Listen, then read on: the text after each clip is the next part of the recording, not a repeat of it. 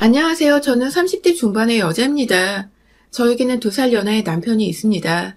저희 부부는 재작년에 결혼을 했고 지금까지 아이는 바라지만 없는 상태입니다. 사랑을 할 때 연상이고 연하고 나이를 따지는 타입이 아니었던지라 남편이 저보다 어린 것에 대해서 딱히 무슨 생각을 가져본 적은 없었어요. 편견도 걱정도 들뜸도 없이 그냥 아무것도 없는 백지 상태에서 이 사람이 그저 좋아서 만나왔고 연애 기간이 3년이 넘어가니 슬슬 서로의 나이도 차기 시작해서 결혼까지 하게 되었어요. 그렇다고 나이 때문에 시간에 쫓기듯이 결혼한 것은 아니었고 만나다 보니 이 사람이 이젠 내 옆에 하루 종일 붙어 있었으면 좋겠고 그러다가 아이도 낳고 함께 새 가정에서 같은 생각을 하면서 살기를 원하게 된 것이었죠. 남들 하는 것만큼 딱 결혼 준비를 했어요. 실내외 웨딩 촬영 2번에 친구들과 함께한 브라이덜 샤워, 그리고 유럽으로 외 신혼여행까지. 요즘 애들 한다는 트렌드는 다 따라해봤고 그 과정에서 저는 신랑 쪽에서 받기만 한 게 아니라 오히려 제 돈을 더 써서 결혼을 준비했어요. 일물예단도 연상녀라고 기죽지 말라며 부모님이 팍팍 지원을 해주셔서 헛소리 나게 준비를 해갔고 괜히 저보다 어린 남편의 경제적 사정을 뻔히 알고 있었는데 결혼이라는 관례로 부담을 주기 싫어서 남편 해오는 만큼 딱 저도 절반을 준비해서 함께 수준에 맞는 신혼집을 구해서 들어왔어요. 결혼 당시 저희 남편은 중소기업 5년차 직장인이었습니다.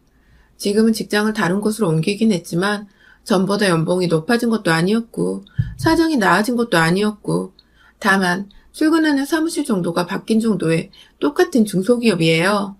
지금도 경제적인 여유가 없지만 그 당시에는 통장에 몇 천이 더 없었던 상태였습니다. 그렇다 보니 저희는 연애를 하는 동안에도 큰 돈을 써야 하는 데이트 장소는 무조건 피하거나 제가 너무 뻔한 데이트가 질려서 먼저 남편을 데리고 제 카드로 데이트 비용을 지불하곤 했어요. 물론 평상시 데이트에서도 돈은 대부분 제가 지불을 했지만 말입니다.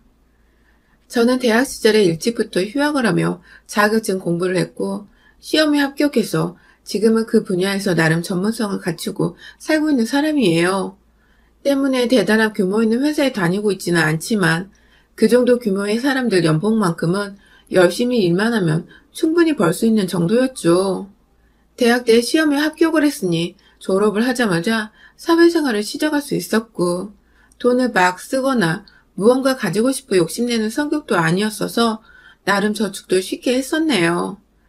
부동산 중개인인 저희 어머니 도움으로 법원 경매하는 곳도 여러 번 따라가 봤고 그러다가 운 좋게 저렴한 가격에 빌라를 얻어서 월세를 주며 달마다 나름 짭짤한 부수입도 벌어오고 있는 지가 벌써 5년이 넘어갑니다. 제 경제적인 부분에 대해서는 지난 연애 시절 동안 단 한 번도 남편한테 언급을 한 적이 없었어요. 그냥 엄마도 그런 건 먼저 남들한테 말하고 다니지 말라고 하셔서 대학 때부터 단지 공부 열심히 했고 직장에서 벌만큼 번다는 정도로만 가까운 사람들에게 말을 했었고 제 친구의 친구였던 남편은 주변 사람들에게도 저보다 제 친구에게 먼저 저에 대한 얘기를 전해 들었었죠. 나이차가 그리 나는 것도 아니고 비슷한 시기에 대학 다니며 살아온 여자가 저만치 앞서고 있다는 생각을 한 건지 남들 다 하는 일을 하는 것뿐인데 남편은 유독 저를 대단한 누나, 어른 그 이상으로 볼 때가 좀 많았었습니다. 어느 정도였냐면 일한다고 법원에 한번 다녀온 적이 있었는데 그걸 듣고는 우와, 법원이라고? 라며 놀래 저를 치켜 세우더라니까요. 어느 부분에서 놀랬는지 아직도 이해는 안 가지만 대충 하는 얘기를 들어보니 자기는 거길 일하러 가는 게 아니라 죄 지은 사람들만 가는 곳인 줄 알았다며 가서 막 변론하고 싸우고 이러냐고 물었어요. 제가 변호사도 검사도 아닌데 말이죠. 아무튼 세상 물정을 좀 모르는 사람이라기보다는 그냥 제 직업에 대해 잘 모르는 사람이니 그럴 수 있겠다 하며 무심코 넘겼습니다. 그런 거 말고는 사람이 순수하고 때묻지 않았으며 무엇보다 말이며 행동이 바른 것이 제 마음에 쏙 들었으니까요. 경제적 여유가 없어도 자기 딴에는 뭔가 더 많이 벌고 싶고 일하고 싶어하는 욕구가 보여 곁에서 든든히 힘이 되어주고 싶기도 했어요. 일이 뜻대로 잘 풀리지 않았지만 적어도 제 앞에서 게으름을 피우지 않으며 한결같이 본인 일에 최선을 다하는 사람이었습니다. 그렇다 보니 저도 결혼하고 1년 반이 지나가던 얼마 전에 제가 부습이 따로 있으니 그렇게 바락바락 애쓰면서 살지는 말자고. 조금 여유를 가지고 나한테 기대기도 하고 내가 힘들면 또 기댈 수 있는 어깨가 되어달라고 남편에게 말을 꺼냈고, 남편은 조금 놀란 눈치였지만 알게 모르게 자신이 가졌던 돈에 대한 부담감이 조금은 줄어들었는지 이내 활기를 되찾았어요. 아니, 정확히 말하면 와이프보다 그래도 명색의 남편인 본인이 돈도 더 벌고 좀 더 성공해야 하지 않을까 하는 부담을 가지고 있다가 이젠 정말로 와이프는 넘사벽이구나 싶었던 것 같아요. 그래서 진짜로 부부로 살갑게 다정하게 지내는 것 말고는 경제적인 부담을 완전히 지우겠다고, 아니 포기를 하겠다고 생각을 한 것이죠. 다행히 회사를 갑자기 그만둔다거나 저한테 카드를 빌려달라는 등의 극단적인 상황은 일어나지 않았어요. 제가 막장 드라마를 너무 많이 봤나 싶더군요. 남편은 오히려 자기도 열심히 살아서 살림의 보탬이 될 거라며 일도 열심히 했어요. 이렇게 딱 좋았는데 문제가 생겼어요. 남편이 저한테 들은 얘기를 마음대로 시댁에 전했나 보더라고요. 마음대로라고 할 수도 없는 것이, 저도 어쨌든 이 집안의 며느리고 남편에게는 배우자니까 당연히 가족인 시댁의 며느리의 재정 상태가 생각보다 안정적이라고 말을 할 수는 있었죠. 하지만 문제는 저희 시댁은 그 소리를 듣고 가만히 있을 시댁이 아니었단 것입니다. 아니나 다를까 그 얘기를 하고 얼마 안 있어 저희 시누이가 연락이 왔어요. 저희 시누이로 말할 것 같으면 정말 할 말이 너무 많은데요. 연하인 남편을 만났다 보니 남편의 누나였던 시누이는 저와 동갑내기 친구였습니다. 밖에서 만났어도 친구가 되고 싶다는 생각을 일도 안 했을 정도의 그런 성격을 가진 친구였어요. 남편과 연애를 2년 정도 했던 때에 어쩌다 남편의 동네 카페에서 데이트를 하다가 시누이를 처음 만나게 되었어요. 조금 늦은 비교적 날이 좋은 늦가을이었던 걸로 기억하는데 롱패딩을 껴입고 나타난 시누이를 보고 기겁을 했었죠. 가뜩이나 카페 안은 열기로 가득 차 슬슬 덥다고 여겨지던 참이었는데 제 눈에 시누이는 너무 갑갑해 보였기 때문입니다.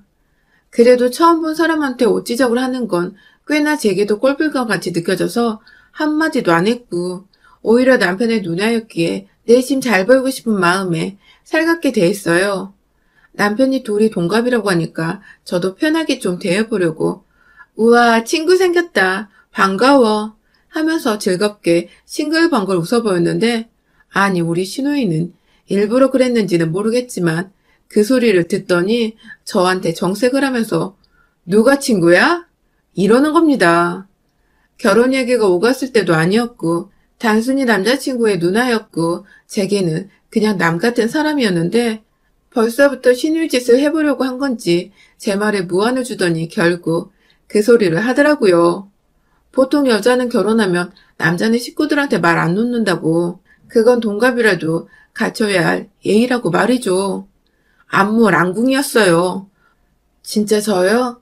이런 시누이가 꼴보기 싫어서라도 아쉽지만 남편과 결혼은 진짜 하지 말아야겠다는 극단적인 생각도 했었답니다. 뭐 결국은 제가 집안에 똥이 있는 줄을 알면서도 남편이 좋아서 시집을 와버렸지만 말이죠. 아무튼 첫 만남에 무안을 주면서 친구라고 가까이 대하는 제게 존댓말을 팍팍 쓰며 거리를 두던 시누이에게 저는 아직도 함께 존댓말을 쓰며 그 흔한 동갑내기 사이에 대화 한 번을 해본 적이 없었어요.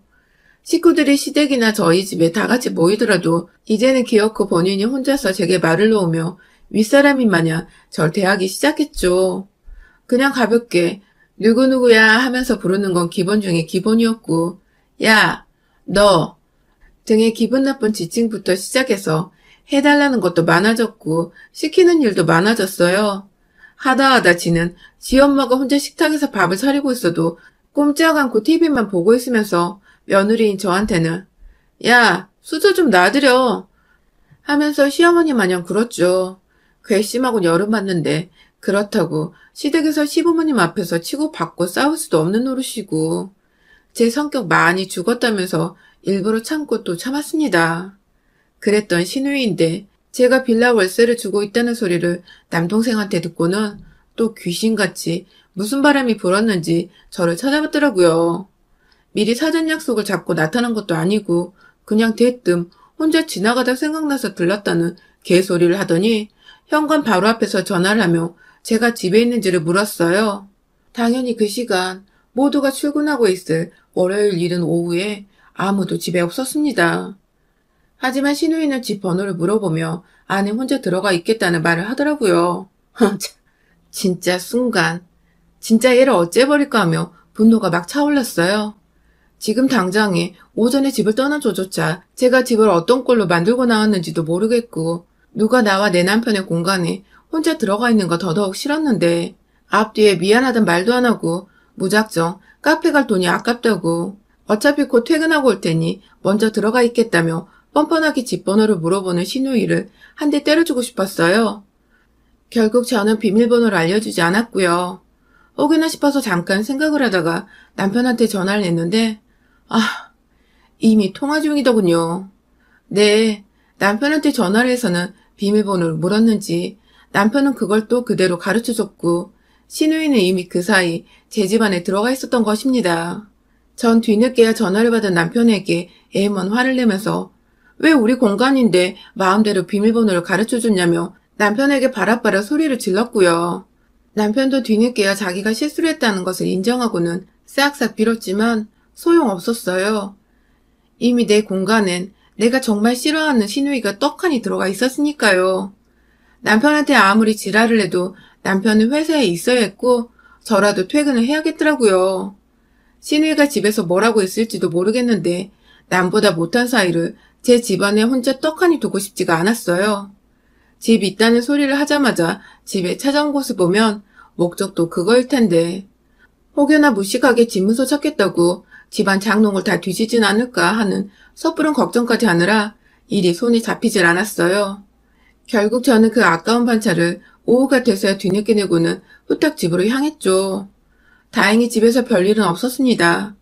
신우이는 그 사이 냉장고를 맘대로 털어서 거실에 김치찌개까지 한상 차려 먹고 있었고 생각보다 제가 일찍 집에 들어오자 당황했는지 후다닥 현관에 벗어둔 지 양말을 가져다 신더라고요. 그날 신우이는 본인이 왜 왔는지 말은 안 했고 다만 계속 저한테 은연중에 돈을 벌고 싶다는 돈이 궁해 죽겠다는 말을 자꾸만 꺼냈어요. 속이 훤히 들여다보이는데 상대해 주기가 너무 싫었어요. 몇 번 얘기를 들어보니 그게 다 돈 얘기고 그중 원룸 하나가 딱 있었으면 좋겠다는 말이 결국 나왔습니다. 결국은 저한테 원룸 하나 싸게 아니 공짜로 받아보면 안 되나 그걸 떠보려고 온 것 같더라고요. 그 나이에 결혼도 못하고 부모님 집에 얹혀 살고 있는 게 본인이 생각해도 딱했나 보더군요. 하지만 전 일절 무시를 했습니다. 제 원룸을 하나라도 신우이한테 주고 싶은 마음이 눈꽃만큼도 없었습니다. 그냥 아무것도 남편 말고는 서로에게 엮이고 싶지가 않은 사람이었으니까요. 그래서 전 피곤하니 이제 집에 가달라고 다음부터는 내 집에 올 때 미리 연락이라도 주고 오라는 말도 잊지 않고 전했어요. 하지만 신우이는 그 말이 기분이 나쁘다며 싫은 티를 팍팍 내며 문을 쾅 닫고 집을 나섰어요. 그리고는 시어머니한테 말을 어떻게 전달한 건지 제가 신우이를 집에서 쫓아낸 줄 알고는 전화가 와서 한바탕을 했고 그 바람에 제가 겨우 사실 확인을 시켜드렸고 전 저대로 억울하고 열이 받아 남편한테 또 전화를 해서 니네 집 식구들 나한테 왜 그러냐고 내내 하소연을 하고 남편도 회사에서 집안일로 머리를 지끈거려 하고 진짜 개판 5분 전이었습니다. 그런 일이 있고 난 후 바로 얼마 전에 일어난 일이었어요. 한동안 자존심이 상했는지 연락이 일절 없던 신우이는 다시금 원하는 것을 성취하기 위해 자존심도 포기하겠다는 듯이 꼬리를 내리고 제게 연락을 해왔어요. 이번에 무작정 저희 집으로 찾아온 게 아니라 하루 전날 전화를 했더라고요. 좀 봤으면 좋겠는데 시간이 되냐고 물어서 퇴근하면 저녁 7시니 그때 맞춰오라고 말을 하고는 끊었죠.